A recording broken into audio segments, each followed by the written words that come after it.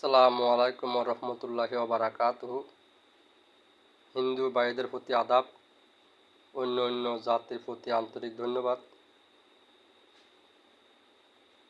আমি আপনাদেরকে আজকে আপনাদের মাঝে আরেকটা উপদেশ নিয়ে আসছি, ভালো একটা তদবির।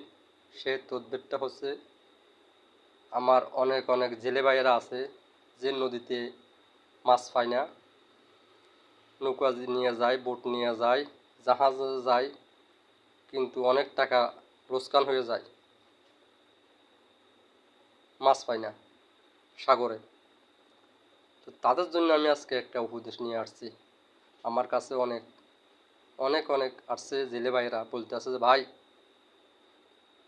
আমরা অনেক টাকা লোকসান দিতে আছি, আমরা সাগরের মধ্যে মাছ মারতে যাইতেছি, সাগরে মাছ পাইতেছি না, এই সিস্টেম ভাই, টাকা পয়সা সব শেষ, অনেক ঋণের তলা পড়ে গেছি, ঋণগ্রস্ত হয়ে গেছি, অনেক কর্জদার হয়ে গেছি ভাই, একটা কাজ করেন। তখন আমি একটা লোককে দিলাম, দিতে এই সিস্টেমে কয়েকটা লোককে দিলাম, দেওয়ার পর দেখতেছি ওরা ভালো মাছ পাইতে আছে, উন্নত হইতে আছে।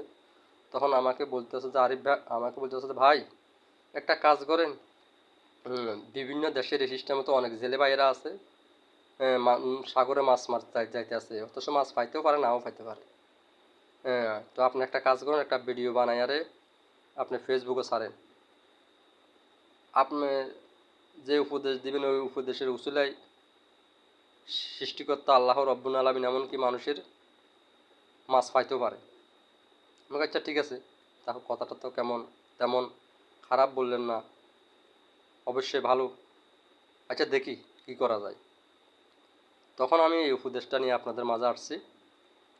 সেই উপদেশটা হচ্ছে, ভিডিওটা রং টাইম করে লাভ নাই, ছোটো হালকা 3-4 মিনিট করলেও হবে।